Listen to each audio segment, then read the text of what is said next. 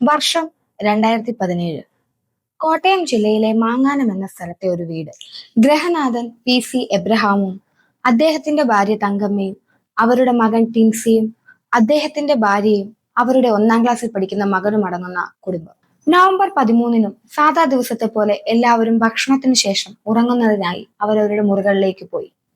ആ ദിവസം അങ്ങനെ കടന്നുപോയി. എന്നാൽ പിറ്റേ ദിവസം രാവിലെ എല്ലാ ദിവസത്തെ പോലെ രാത്രി ഉറങ്ങാൻ കിടന്ന തന്റെ മാതാപിതാക്കളെ അവരുടെ മുറിയിൽ കാണാനില്ല എന്ന് മകൻ ടിൻസി തിരിച്ചറിയുന്നു. വളരെ പെട്ടെന്ന് തന്നെ ഈ മകൻ ഈ വൃദ്ധ ദമ്പതികൾ എത്താൻ സാധ്യതയുള്ള എല്ലാ സ്ഥലങ്ങളും അന്വേഷിക്കുന്നു. തന്റെ ജ്യേഷ്ഠന്റെ വീടും പള്ളിയും അങ്ങനെ ഇവർ എത്താൻ സാധ്യതയുള്ള എല്ലാ സ്ഥലങ്ങളും മകൻ പെട്ടെന്ന് തന്നെ അന്വേഷിക്കുന്നു. എന്നാൽ അവിടെ എങ്ങും ഇവർ എത്തിയിട്ടുണ്ടായിരുന്നില്ല. എല്ലാ ദിവസവും വീടിന്റെ സിറ്റൗട്ടിലെ സ്ഥിര സാന്നിധ്യമായ ഈ ദമ്പതികളെ അന്ന് അവിടെ കാണാതിരുന്നത് കൊണ്ട് തന്നെ നാട്ടുകാർക്കിടയിലും ഇവരുടെ തിരോധാനം വേഗം ചർച്ചയായി. പല പല സ്ഥലങ്ങളിൽ അന്വേഷിച്ചിട്ടും ഇവരെ പറ്റി യാതൊരു വിവരവും ലഭിച്ചില്ല. ഇതേ തുടർന്ന് മകൻ കോട്ടയം ഈസ്റ്റ് പോലീസ് സ്റ്റേഷനിൽ ഒരു കംപ്ലൈന്റ് കൊടുക്കുന്നു. അങ്ങനെ വളരെ വേഗത്തിൽ തന്നെ പോലീസും അന്വേഷണം ആരംഭിച്ചു. 3 ദിവസങ്ങൾ കഴിഞ്ഞു. പക്ഷേ ഇവരുടെ തിരോധാനത്തെ പറ്റി വലിയ വിവരങ്ങളൊന്നും പോലീസിൽ നിന്നും ലഭിച്ചില്ല. അങ്ങനെ ഈ വൃദ്ധ ദമ്പതികളെ കാണാതായി 3 ദിവസം കഴിഞ്ഞു. കൃത്യം പറഞ്ഞാൽ നവംബർ 17-ാം തീയതി എബ്രഹാമിന്റെ മകൻ ടിൻസി തന്റെ ഗർഭിണിയായ ഭാര്യയെ മാങ്ങാനത്തെ ഒരു സ്വകാര്യ ഹോസ്പിറ്റലിൽ പ്രസവത്തിനു വേണ്ടി അഡ്മിറ്റ് ചെയ്യുന്നു. അവർക്ക് ഡേറ്റ് പറഞ്ഞിരുന്നത് നവംബർ 17-ാം തീയതിയായിരുന്നു. അന്ന് വൈകുന്നേരം ഏകദേശം 6 മണിയോടുകൂടി ഭാര്യയെ ഹോസ്പിറ്റലിൽ അഡ്മിറ്റ് ആക്കിയതിനു ശേഷം ടിൻസി തന്റെ വീട്ടിലേക്ക് തിരിച്ചെത്തി. അല്പസമയത്തിനകം ടിൻസിയെ ഭാര്യ ഫോണിൽ വിളിച്ചു. ഒരുപാട് തവണ ടിൻസിയെ ഫോൺ വിളിച്ചിട്ടും എടുക്കാത്തതിനെ തുടർന്ന് ഭാര്യ ഈ വിവരം ടിൻസിയുടെ ചേട്ടനെ അറിയിക്കും. അദ്ദേഹം ഉടൻ തന്നെ വീട്ടിലേക്ക് ചെല്ലുകയും ചെയ്തു. എന്നാൽ വീട് അകത്തുനിന്ന് പൂട്ടിയ നിലയിലായിരുന്നു. അദ്ദേഹം ഇത് പെട്ടെന്ന് പോലീസിനെ അറിയിക്കുകയും പോലീസിന്റെ സഹായത്തോടു കൂടി പുറകിലത്തെ വാതിൽ പൊളിച്ച് അകത്തേക്ക് കയറിയപ്പോൾ 2-ാമത്തെ നിലയിൽ ടിൻസിയെ തൂങ്ങി മരിച്ച നിലയിൽ കണ്ടെത്തുകയായിരുന്നു. നവംബർ 13-ന് വൃദ്ധ ദമ്പതികളെ കാണാതെയാവുന്നു. നവംബർ 17-ന് മകൻ തൂങ്ങി മരിക്കുന്നു. നവംബർ 18-ന് രാവിലെ മകന് കുഞ്ഞും ജനിക്കുന്നു. കോട്ടയത്ത് നടന്ന ദുരൂഹമായ, ഇന്നും തെളിയിക്കാത്ത, യാതൊരു തുമ്പും ലഭിക്കാത്ത ഈ കേസിനെ പറ്റിയാണ് ഇന്നത്തെ എപ്പിസോഡിൽ ട്രൂത്ത് ആൻഡ് ടെയിൽസിൽ ഞാൻ പറയാൻ പോകുന്നത്. എല്ലാവർക്കും ട്രൂത്ത് ആൻഡ് ടെയിൽസിന്റെ പുതിയ എപ്പിസോഡിലേക്ക് സ്വാഗതം. കോട്ടയം ടൗണിൽ നിന്ന് ഏകദേശം 4 കിലോമീറ്റർ മാറി കഞ്ഞിക്കുഴിക്കും പുതുപ്പള്ളിക്കും ഇടയ്ക്ക് സ്ഥിതി ചെയ്യുന്ന ഒരു കൊച്ചു ഗ്രാമമാണ് മാങ്ങാനം. അവിടെ വന്ന് ഒരു വീട് വാങ്ങുകയും പിന്നീട് അവിടെ സ്ഥിര താമസമാക്കുകയും ചെയ്ത കുടുംബമാണ് PC എബ്രഹാമിന്റേത്. KCBയിൽ അസിസ്റ്റന്റ് എക്സിക്യൂട്ടീവ് എഞ്ചിനീയറായി ജോലി ചെയ്ത് റിട്ടയർ ആയ വ്യക്തിയായിരുന്നു PC എബ്രഹാം. അദ്ദേഹവും അദ്ദേഹത്തിന്റെ ഭാര്യയും അദ്ദേഹത്തിന്റെ മകന്റെ കുടുംബവുമായിരുന്നു ആ വീട്ടിൽ താമസിച്ചിരുന്നത്. പുറത്തുനിന്ന് നോക്കുമ്പോൾ വളരെ സന്തുഷ്ടമായ ഒരു കുടുംബം. ഒരു ഒച്ചയോ ബഹളമോ വഴക്കോ ഒന്നും ഒരു മതിലിനപ്പുറം താമസിക്കുന്ന അയൽക്കാർ പോലും ആ വീട്ടിൽ നിന്ന് ഇതുവരെ കേട്ടിട്ടില്ല. എല്ലാവരോടും വളരെ സൗമ്യമായ പെരുമാറ്റമായതുകൊണ്ട് തന്നെ നാട്ടുകാരുമായും എല്ലാം വളരെ അടുത്ത ബന്ധമായിരുന്നു എബ്രഹാമിനുണ്ടായിരുന്നത്. ഒരു പക്ഷേ 2017 നവംബർ 13-നായിരിക്കും എബ്രഹാമിനെയും അദ്ദേഹത്തിന്റെ ഭാര്യ തങ്കമ്മയെയും അവരുടെ മകനും നാട്ടുകാരും എല്ലാം അവസാനമായി കണ്ടത്. പറയത്തക്ക ഒരു പ്രശ്നങ്ങളുമില്ലാതെ സാധാ ഒരു ദിവസത്തെ പോലെ രാത്രി ഭക്ഷണം കഴിച്ച് ഉറങ്ങാൻ കിടന്ന ആ ദമ്പതികളെ പിന്നീട് ആരും അവിടെ കണ്ടിട്ടില്ല. 2017 നവംബർ 13 രാവിലെയാണ് മകൻ ടിൻസി ഇവരെ കാണാനില്ല എന്ന വിവരം അറിയുന്നത്. വളരെ പെട്ടെന്ന് തന്നെ നാട്ടുകാർക്കിടയിലും ഇത് വലിയൊരു ചർച്ചയായി. പ്രായാധിക്യം മൂലം പല പല അസുഖങ്ങളുള്ള ഈ ദമ്പതികൾ ദൂരേക്കൊന്നും പോകില്ല എന്ന് കരുതി ആദ്യം തന്നെ മകൻ ടിൻസി അവർ പോകാൻ സാധ്യതയുള്ള എല്ലാ സ്ഥലങ്ങളും വളരെ വേഗത്തിൽ അന്വേഷിച്ചു. ടിൻസിയുടെ ജ്യേഷ്ഠന്റെ വീട്, സ്ഥിരമായി പോകാറുള്ള പള്ളി, അടുത്തുള്ള ബന്ധുക്കൾ, അങ്ങനെ അവർ പോകാനുള്ള സകല സ്ഥലങ്ങളും ടിൻസി വളരെ വേഗം പോയി അന്വേഷിച്ചു. എന്നാൽ ഈ വൃദ്ധ ദമ്പതികൾ അവിടെ എങ്ങും എത്തിയിട്ടില്ലായിരുന്നു. എബ്രഹാമിന്റെയും തങ്കമ്മയുടെയും 2 ഫോണുകളും അവരുടെ ഐഡന്റിറ്റി കാർഡുകളും ATM കാർഡുകളും വീട്ടിൽ ഉപേക്ഷിച്ച നിലയിൽ കണ്ടെത്തിയത് കൊണ്ട് തന്നെ ആ രീതിയിൽ അന്വേഷിക്കാൻ സാധിച്ചില്ല. പിന്നീട് മകൻ ടിൻസി വളരെ പെട്ടെന്ന് തന്നെ കോട്ടയം ഈസ്റ്റ് പോലീസ് സ്റ്റേഷനിൽ ഇരുവരെയും കാണാനില്ല എന്ന പരാതി നൽകി. പോലീസിന്റെ ആദ്യത്തെ അന്വേഷണത്തിൽ എബ്രഹാമും അദ്ദേഹത്തിന്റെ ഭാര്യ തങ്കമ്മയും അവരുപയോഗിച്ചിരുന്ന സ്കൂട്ടറിൽ കോട്ടയം റെയിൽവേ സ്റ്റേഷനിൽ എത്തിയതായി അറിയുന്നു. പിന്നീടുള്ള അന്വേഷണത്തിൽ ഈ സ്കൂട്ടർ റെയിൽവേ സ്റ്റേഷനിൽ ഉപേക്ഷിച്ച നിലയിൽ കണ്ടെത്തി. പിന്നീട് റെയിൽവേ സ്റ്റേഷനിൽ നിന്നും ട്രെയിൻ മാർഗം ഇവർ എങ്ങോട്ടെങ്കിലും സഞ്ചരിച്ചിട്ടുണ്ടോ എന്ന് പോലീസ് അന്വേഷിച്ചു.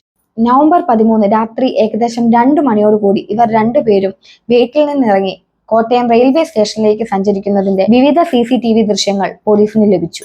പിന്നീടുള്ള വിശദമായ അന്വേഷണത്തിൽ റെയിൽവേ സ്റ്റേഷനിൽ ഇവർ എത്തിയെങ്കിലും റിസർവേഷൻ വഴിയോ നേരിട്ടോ അവർ ട്രെയിൻ ടിക്കറ്റ് ഒന്നും എടുത്തിട്ടില്ല എന്ന് പോലീസിന് അറിയാൻ സാധിച്ചു.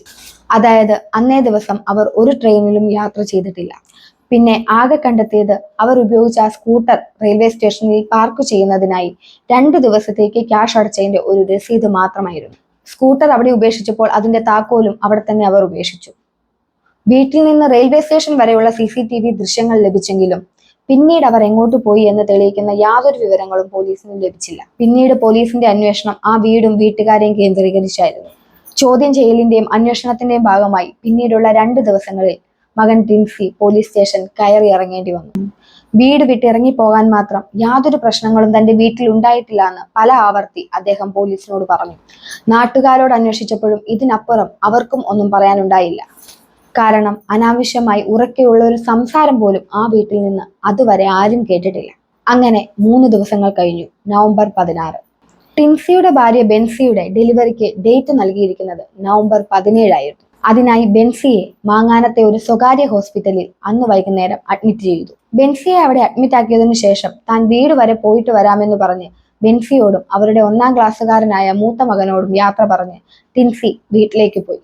തനിക്ക് ഏറെ പ്രിയപ്പെട്ട തന്റെ മൂത്ത മകനെയും ഭാര്യയോടൊപ്പം നിർത്തിയിട്ടാണ് ടിൻസി അന്ന് അവിടുന്ന് പോകുന്നത്. സമയം ഏകദേശം 7 മണിയോടടുത്ത് ബെൻസി ടിൻസിയെ ഫോൺ വിളിച്ചു. എന്നാൽ ടിൻസി കോൾ എടുത്തില്ല. പല ആവർത്തി വിളിച്ചു നോക്കിയിട്ടും ടിൻസി കോൾ എടുക്കാത്തതിനെ തുടർന്ന് ബെൻസി ടിൻസിയുടെ ജ്യേഷ്ഠനെ കാര്യം അറിയിച്ചു. അദ്ദേഹം വളരെ പെട്ടെന്ന് തന്നെ പോലീസിനെ വിവരം അറിയിക്കുകയും വീട്ടിലേക്ക് വന്നു നോക്കുകയും ചെയ്തു. വീടിന്റെ മുൻവാതിൽ പൂട്ടിയ നിലയിലായിരുന്നു. എന്നാൽ അകത്താരോ ഉള്ള കാര്യം അയാൾ ഉറപ്പിച്ചു. കാരണം ടിൻസി ഉപയോഗിച്ചിരുന്ന കാർ വീടിന്റെ ഫ്രണ്ടിൽ തന്നെ ഉണ്ടായിരുന്നു. അതുകൊണ്ട് തന്നെ ടിൻസി അകത്തുണ്ടാകും എന്ന് ജ്യേഷ്ഠൻ ഉറപ്പിച്ചു. അദ്ദേഹം കുറച്ച് നാട്ടുകാരെയും കൂട്ടി വീടിന് ചുറ്റും നടന്ന് ടിൻസിയെ ഉറക്കെ വിളിക്കുവാൻ തുടങ്ങി. അകത്തുനിന്നും യാതൊരു മറുപടിയും ലഭിക്കാതായപ്പോൾ പോലീസ് എത്തുന്നതിനായി അവർ കാത്തിരുന്നു. അവസാനം പോലീസ് എത്തി. പിൻവാതിൽ തകർത്ത് അവർ വീടിനകത്തേക്ക് കടന്നു. പക്ഷേ സമയം ഒരുപാട് വൈകിപ്പോയിരുന്നു. മുകളിലത്തെ നിലയിൽ ഇടതുവശത്തെ മുറിയിൽ അവരുടെ ബെഡ്റൂമിൽ ഒരു മുഴം കയറിൽ ടിൻസി അയാളുടെ ജീവിതം അവസാനിപ്പിച്ചിരുന്നു. അച്ഛന്റെയും അമ്മയുടെയും തിരോധാനത്തെ തുടർന്നുള്ള സങ്കടവും പിന്നീടുള്ള പോലീസ് ചോദ്യം ചെയ്യലിനെ തുടർന്നുള്ള മാനസിക സമ്മർദ്ദവുമായിരിക്കാം മരണത്തിന് കാരണമെന്ന് നാട്ടുകാർ അങ്ങോട്ടും ഇങ്ങോട്ടും പറഞ്ഞു. എന്നാൽ എന്തിന് ടിൻസി ഇങ്ങനെ ചെയ്തു എന്നത് ഇന്നും ആർക്കും മനസ്സിലാവാത്ത കാര്യമാണ്. ടിൻസി മരിച്ച കാര്യം ഭാര്യ ബെൻസിയെ അറിയിച്ചില്ല. തൊട്ടടുത്ത ദിവസം സിസേറിയൻ തീരുമാനിച്ചിരിക്കുകയായിരുന്നു ഭാര്യ ബെൻസിക്ക്.